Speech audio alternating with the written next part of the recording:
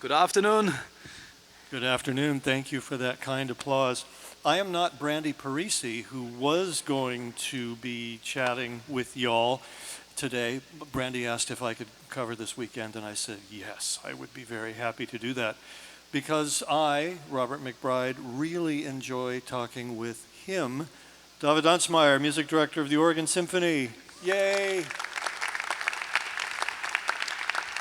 Who is now at the end of his first season in that role. How do you feel? How's it been? It was fantastic. I enjoy so much working with the orchestra. I'm also exhausted. That is normal at the end of seasons. Particularly, this season was of course an extra challenge because we,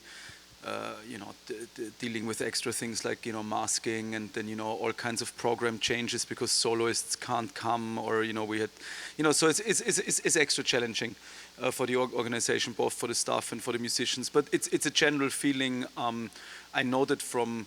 I have friends who play in professional sports teams, and they say always when it comes to the end of the season, you patch yourself up somehow, kind of like and go on the field and give it everything and give it all. But you notice that like when the season ends, you kind of like sleep for 3 days or something. It's like it's for musicians not completely unsimilar because it's both. Mentally, of course, because it's a very focused thing to do, but it's physically exhausting.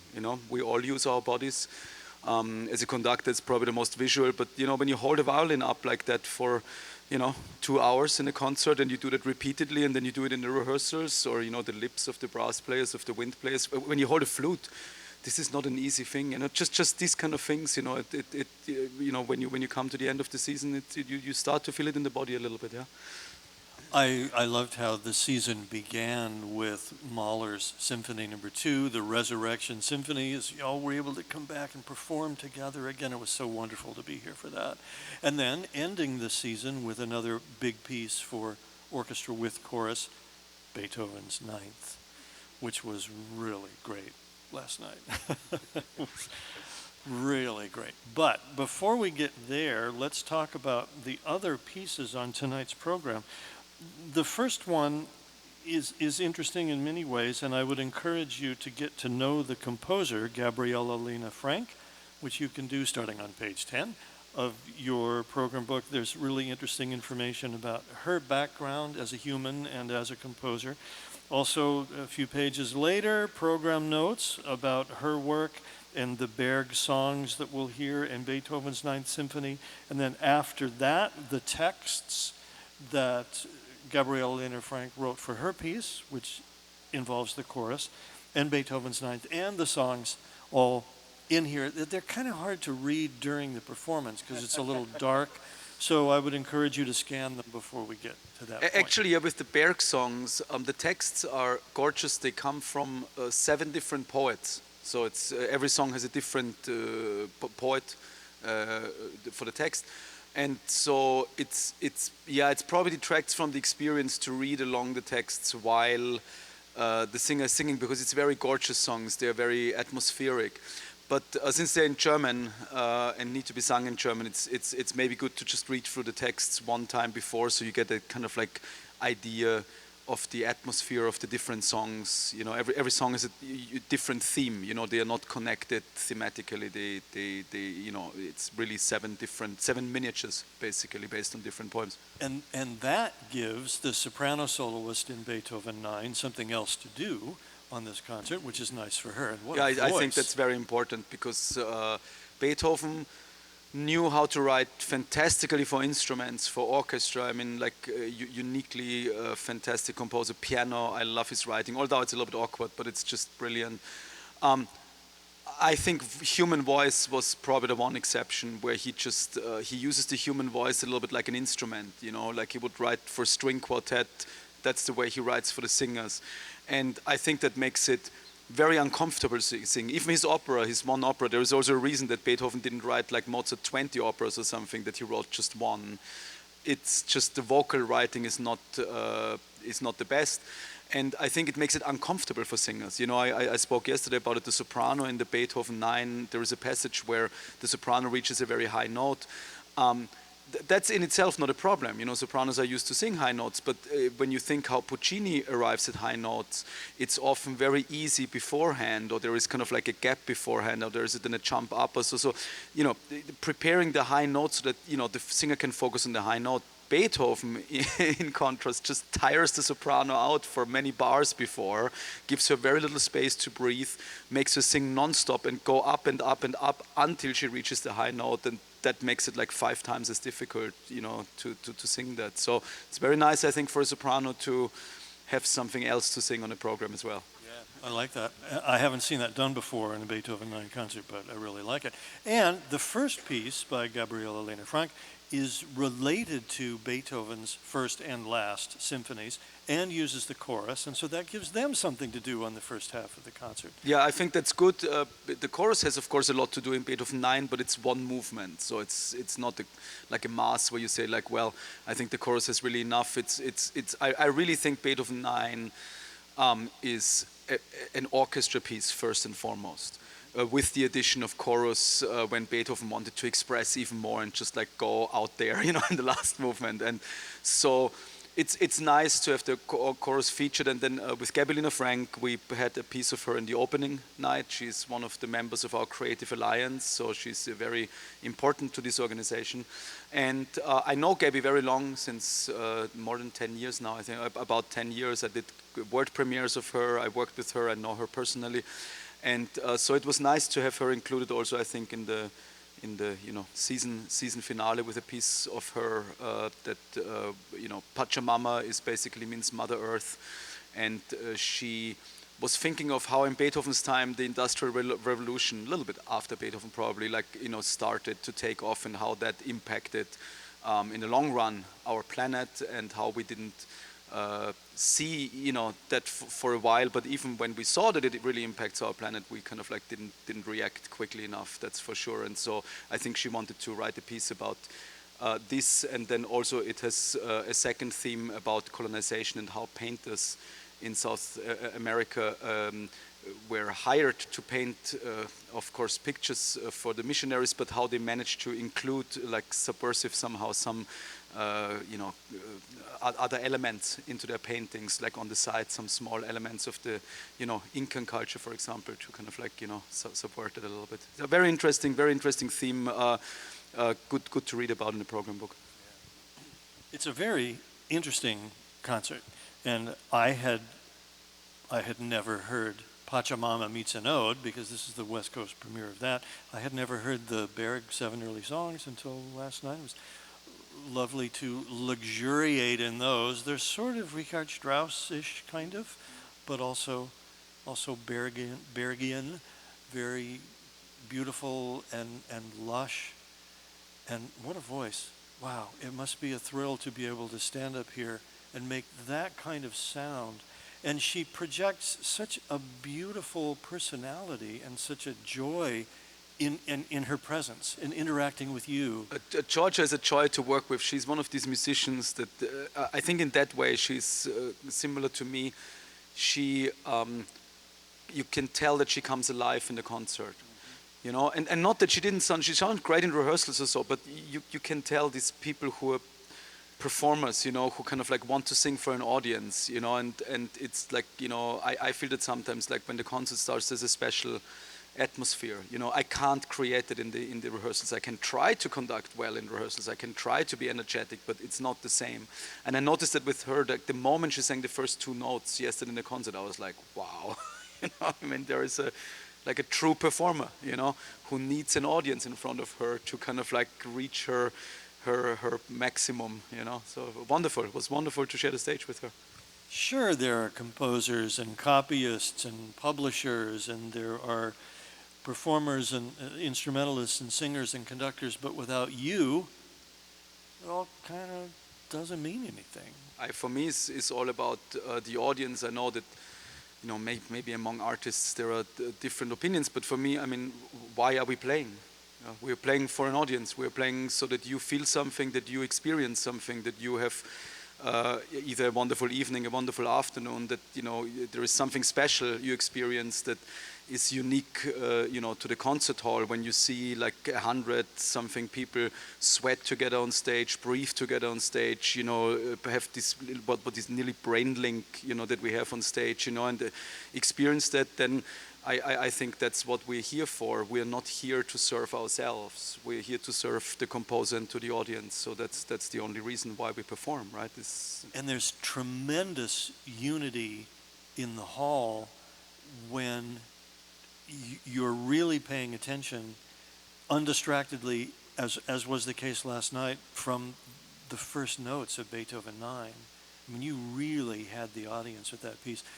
You've given a lot of thought to that work. How many times have you conducted it? I think let me think.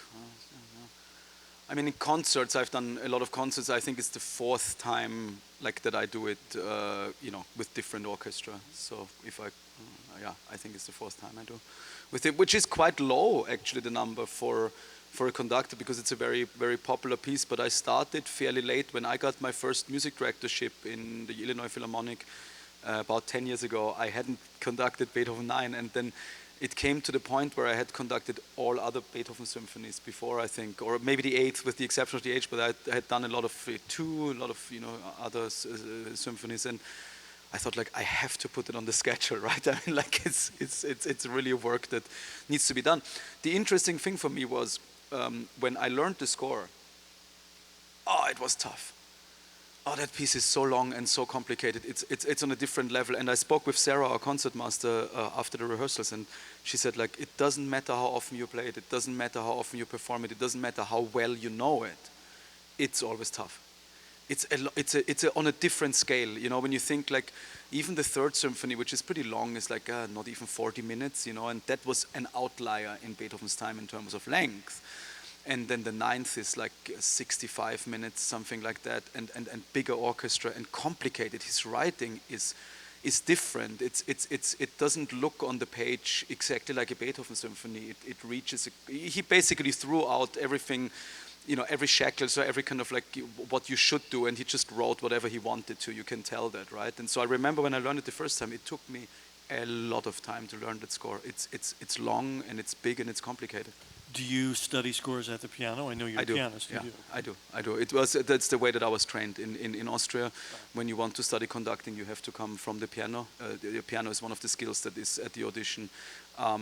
That might exclude some very talented people who come from other instruments. So I'm not saying that's the only way, but opera is important in Austria and Germany. So you have to be able to play.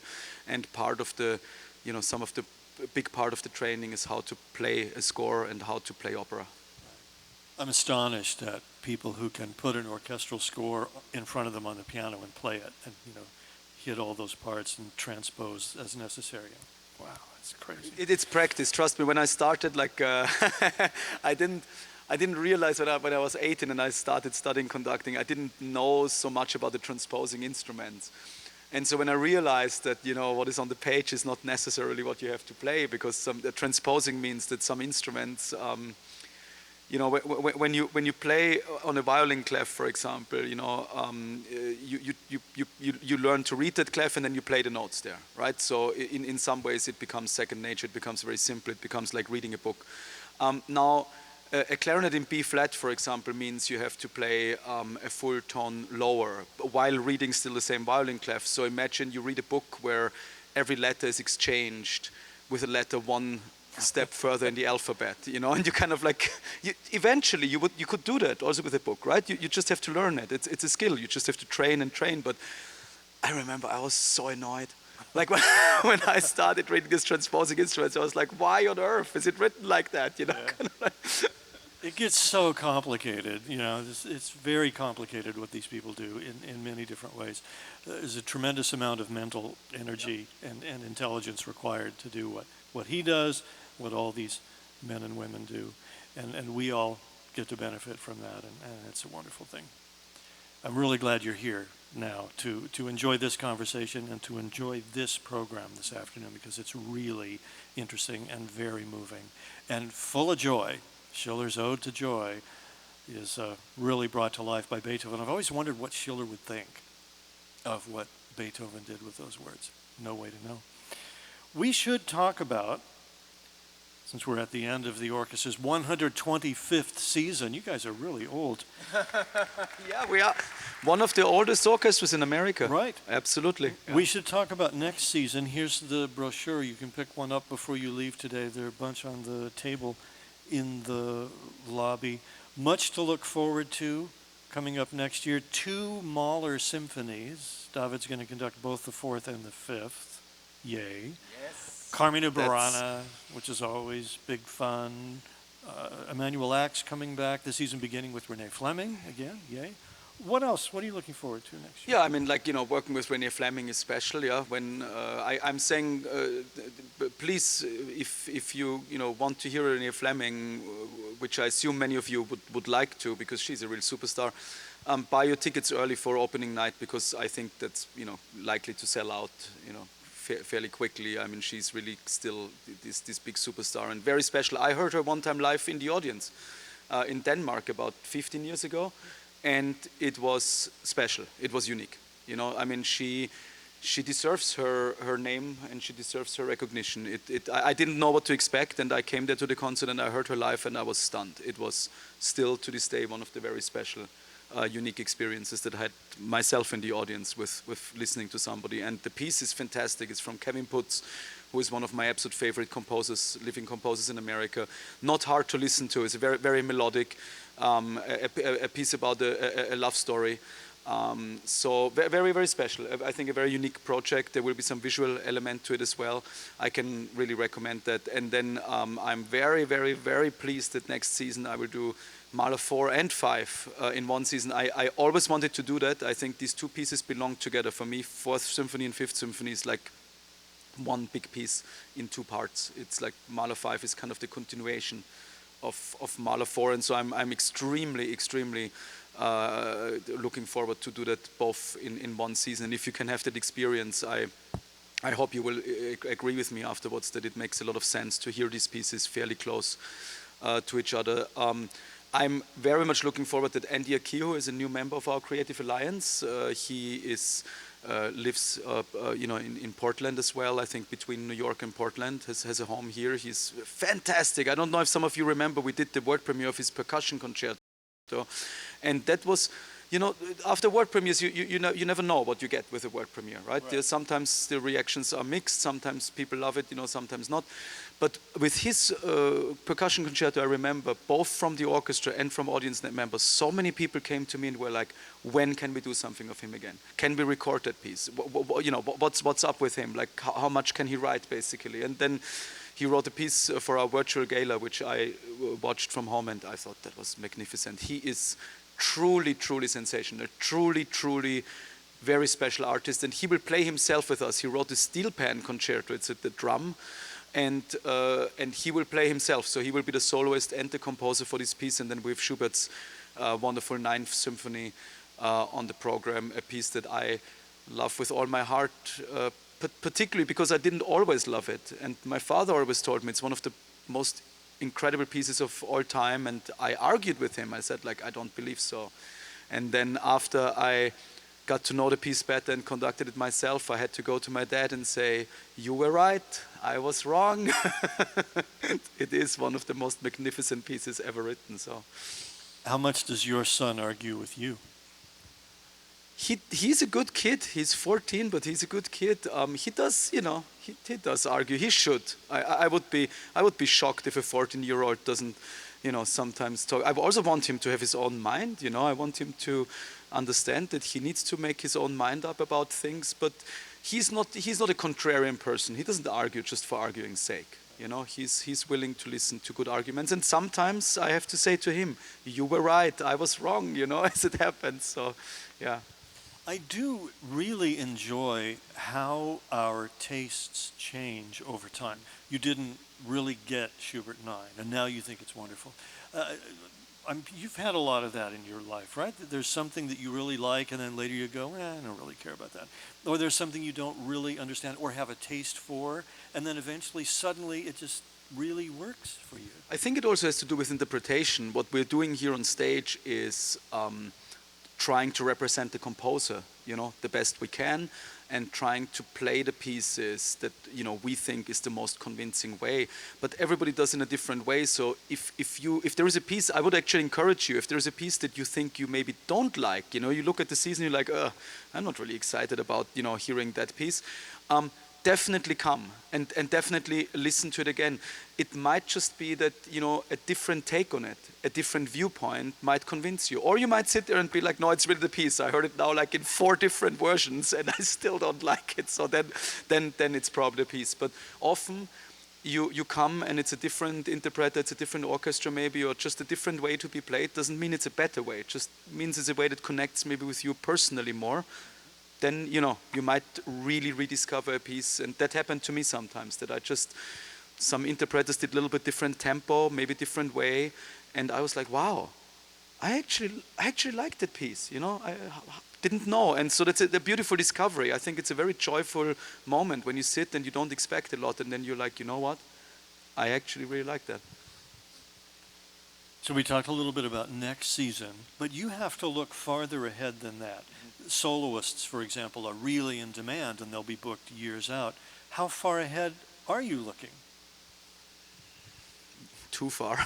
You really have to stretch your brain. Yeah, it's very interesting because it's for me on both sides. The one side with the Oregon Symphony, so minimum 2 years. Yeah, when it comes to conductors and soloists, which means also for my career outside of the music directorship, I go also as a guest conductor to many other orchestras. Like this season I was in St. Louis, Atlanta, Cincinnati. So also my season on that side, also often I have to look ahead 2 years. And so it's like this weird thing that I speak with my manager about my guest conducting, and then I speak with Charles Kalmar, our artistic administrator, about guest soloists and conductors coming in 2 seasons. And so it's an interesting thing. Yeah, you have to book ahead. You have to look ahead as an organization, because we want the best people. We want, this is a fantastic orchestra. The Oregon Symphony.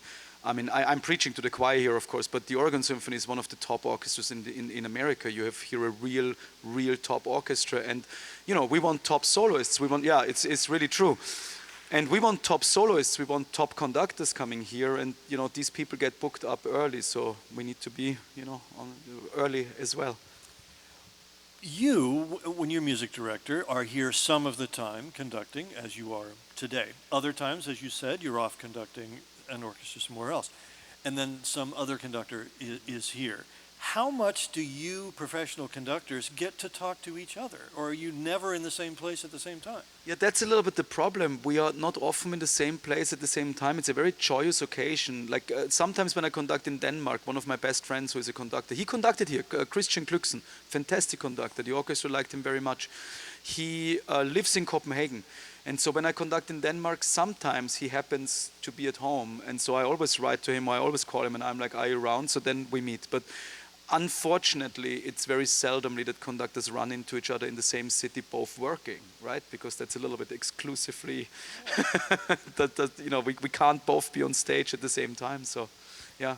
When you are able to talk to a colleague, what do you talk about? What do conductors talk about when they talk about the work they do? In 25 words or less. I mean, of course, sometimes we talk about music, but like, with my friends, I often talk about nonsense.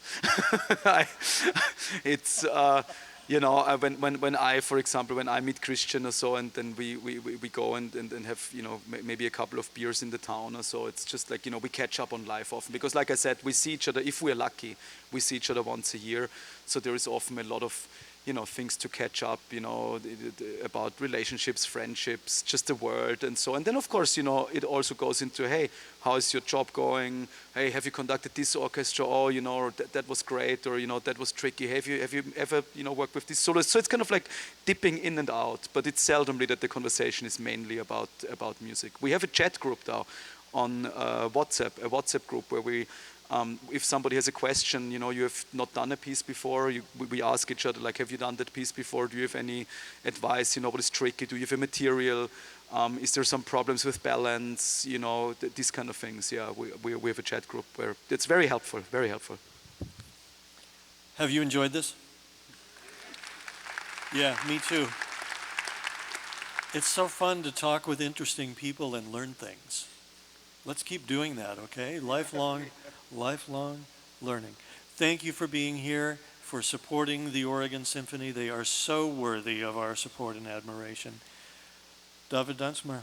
Thank you so much. Thank you for being here. Thank you. Thank you, Robert.